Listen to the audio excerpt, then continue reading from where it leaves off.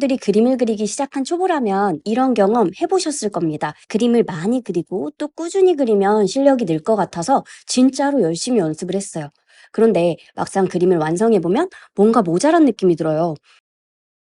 유튜브나 인스타에서 볼 수 있는 그 잘 그린 사람들 있잖아요. 그 사람들 그림은 쓱쓱 그렸어도 뭔가 프로페셔널한 느낌이 드는데 내 그림은 왜 이렇게 어색한 건지 좀 답답합니다. 그래서 찬찬히 내가 그린 그림을 뜯어봤더니 이유를 찾았어요. 이거 선의 느낌부터가 다릅니다. 잘 그리는 사람들은 선 하나도 유려하고 부드럽게 그려내는데 내가 긋는 선은 뭔가 딱딱하고 경직되어 있어요. 아, 역시 기초가 중요하구나 생각하면서 여러분은 다짐하게 될 거예요. 선 연습부터 처음으로 돌아가서 다시 시작해보자 하고요. 그런데 선을 잘 쓰는 방법을 찾아보면 손목을 쓰지 않고 어깨로 그리세요. 긴 선을 쓰는 게 좋아요. 이런 식으로 추상적이게만 알려주니까 와닿지가 않잖아요.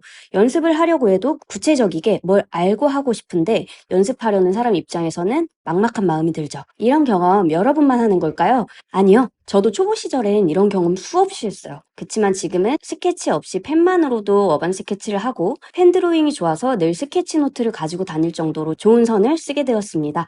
어떻게 그렸을까요? 오늘 제가 알려드릴 5가지 팁만 알게 되면 그 즉시 여러분은 펜 드로잉 실력이 상승하게 될 거예요. 제가 그동안 취미미술학원 2곳을 운영하면서 터득한 노하우들을 모두 공개해 볼 테니 귀 기울여 들어주세요. 1번.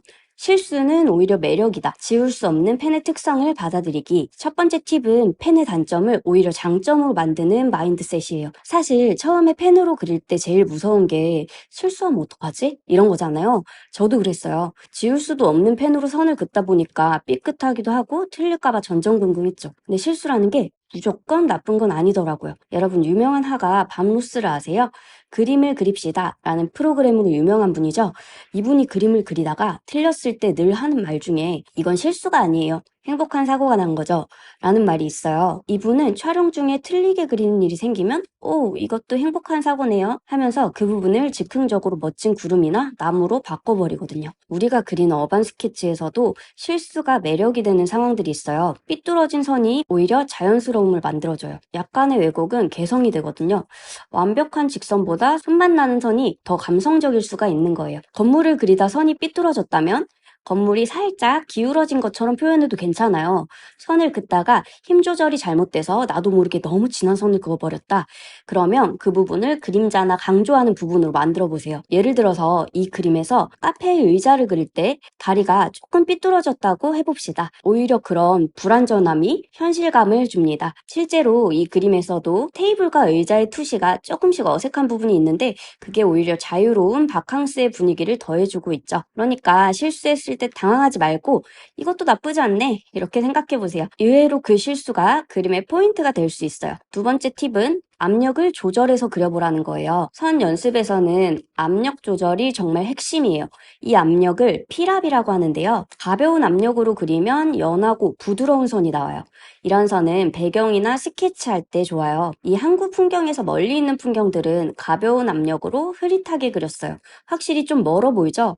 종이에 겨우 닿을 정도로 흐릿하게 깃털처럼 터치하는 방법으로 긋는 게 포인트입니다. 그 다음으로 보통 압력으로 그리면 안정적인 기본선이 나와요. 기본적으로 두루 쓰는 피랍이죠. 가까운 카페 테이블과 인물, 이 보통 압력으로 부담 없이 그렸어요.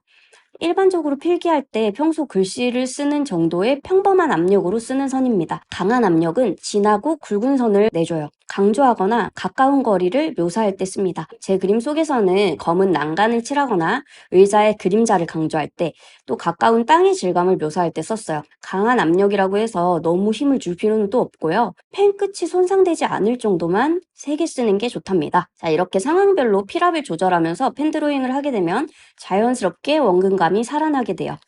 3번째 팁은 해칭으로 입체감을 만들어 보자는 거예요. 해칭 기법은 어반 스케치에서 원근감을 연출하는 중요한 방법이거든요.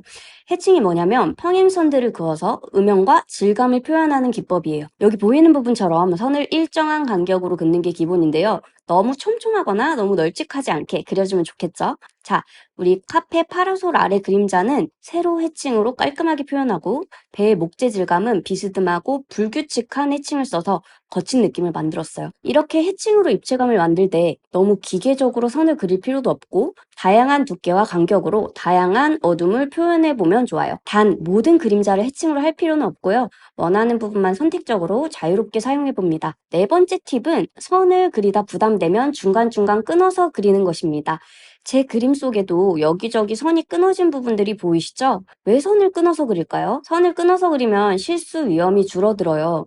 그리고 그림이 더 자연스럽고 부드러워집니다. 선을 그리다 더 이상 길게 그리기는 좀 무리처럼 느껴지거나 틀릴 것 같으면 중간에 자연스럽게 선을 멈추세요. 다시 이어갈 때는 티나지 않게 살짝 겹치거나 살짝 떨어뜨려서 이어가면 됩니다. 조금 더 머리를 쓴다면 형태가 바뀌는 모서리 부분에서 선을 끊어보아도 좋겠죠? 제 그림에서는 긴 파라솔대를 서너 번 끊어서 그렸더니 긴 선을 표현하기가 진짜 수월하더라고요. 특히 이런 복잡한 장면에서는 한 번에 완벽한 선을 그으려고 하지 말고 자연스럽게 끊어가면서 그리는 게 훨씬 편할 수 있어요. 이쪽 곡선의 경우에도 끊어 그리기를 적용할 수가 있는데요.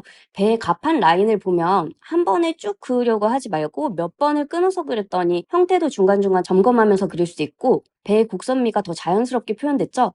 특히 초보들에게 아주 좋은 꿀팁입니다. 주의할 점은 좋은 팁이라고 해서 선을 너무 자주 끊으면 그림이 산만해 보이니까 그림을 전체적으로 보면서 과해지지 않을 정도만 쓰는 게 좋겠죠? 다섯 번째 팁은 레이어링으로 깊이감 만들기예요. 레이어링이 뭐냐면 여러 번 겹쳐 그어서 깊이감을 만들고 질감을 더해주는 방법인데요. 단순히 선을 여러 개 긋는 것만으로 사물이 입체로 변하면서 깊이감이 생겨요. 예를 들면 배의 목재 부분은 세로 선들을 여러 번 겹쳐서 그었는데요. 이렇게 표현하는 것만으로도 입체 형태 느낌이 듭니다. 테이블의 홈도 한 줄의 선으로 표현할 수도 있지만 두 줄로 그었더니 갑자기 입체 형태가 되었어요. 이렇게 그림 전체를 다 레이어링 하지 않고 그림자가 깊은 부분이나 입체감을 강조하고 싶은 부분만 선택적으로 겹쳐서 그려주면 단일선으로 표현한 부분들과 대비가 확 되면서 완전 멋진 어반 스케치가 되는 거예요. 군데군데 적은 터치로도 스케치 완성도가 180도 달라지니까 안 해볼 이유가 없겠죠? 오늘 이렇게 펜선 긋기 꿀팁들 같이 알아보는 시간 가졌는데요. 제가 항상 말하지만 가장 중요한 건 뭐다? 바로 많이 그려보는 거다. 이론만 알고 있어봤자 손은 절대 저절로 따라와주지 않는다는 거 꼭 기억하시고 오늘부터 펜 하나만 들고 나가서 간단한 건물부터 그려보세요.